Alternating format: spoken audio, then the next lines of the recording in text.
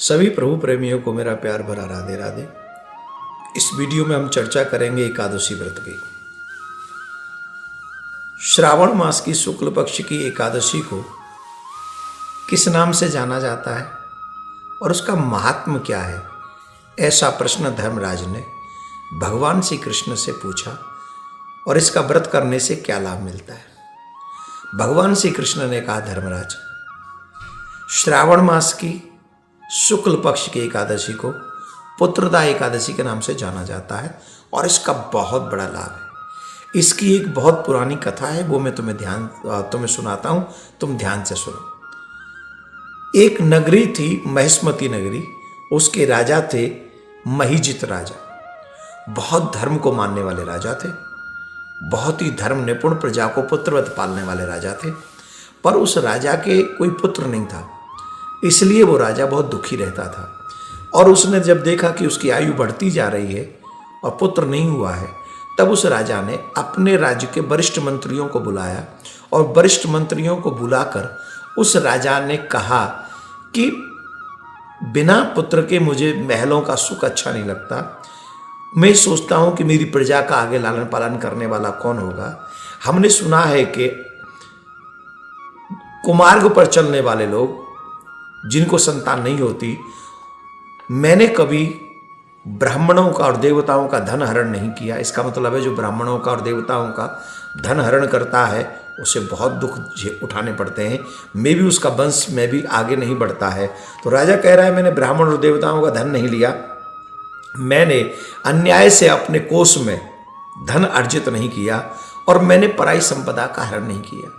मैंने हमेशा से गुरुजनों का सम्मान किया, देवताओं का आदर किया, प्रजा को पुत्रवत पाला। पर मुझे नहीं पता कि मुझसे ऐसा क्या अपराध हुआ जिसके कारण मेरे घर में कोई पुत्र नहीं।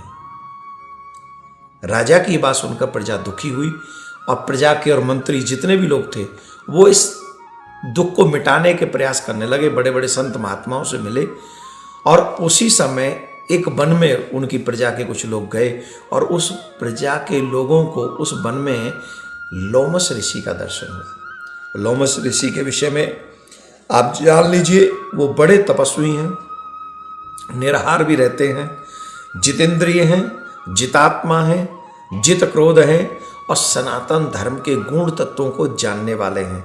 एक कल्प बीत जाने पर एक रोम गिरता है लोमस ऋषि का, ऐसे तत्ववेता। तो जब प्रजाजनों ने अपना दुख रोया कि हमारे राजा के पुत्र नहीं है, तब ऋषि ने ये उपाय बताया कि अगर श्रावण मास के, उन्होंने पूर्व जन्म भी बताया था और पूर्व जन्म का अपराध बताया था राजा का। पता है क्या, कि राजा पूर्व जन्म में वैश्य था और गरीब था, इसलिए उसे एक त्रुटि हो गई थी कि वो एक एकादशी के दिन उसने कुछ खाया नहीं था, प्यास लग रही थी, जल पीने के लिए वो एक सरोवर पे गया और उस सरोवर पे जब वो गया तो जहाँ वो जल पीने गया वहाँ गाय जल पी रही थी। वो अभी अभी ब्याई थी गाय, उसने बछड़ा दिया था, लेकिन वो खुद जल पीने के चक्कर में गाय को वहां से हटा दिया था, जिसके कारण उसको अभी तक पुत्र नहीं हुआ। गाय को तृण चढ़ते समय, जल पीते समय कभी हटाना नहीं चाहिए, अपराध है। तो तुम लोग अगर एकादशी का व्रत करोगे, पुत्रदा एकादशी का, श्रावण मास की एकादशी का, और उसका पुण्य अगर तुम राजा को दे दोगे तो उसे पुत्र होगा।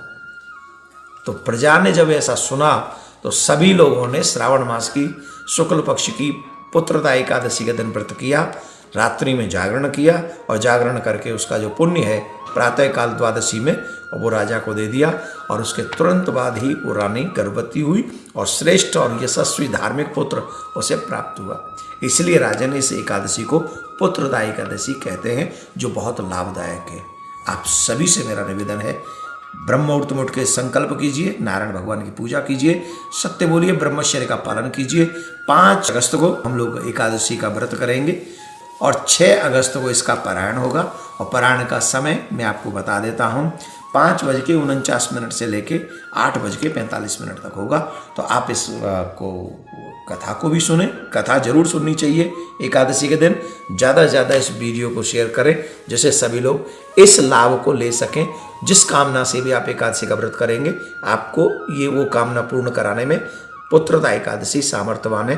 प्रिया कांजू आपको सुख, समृद्धि, यश प्रदान करें। राधे राधे।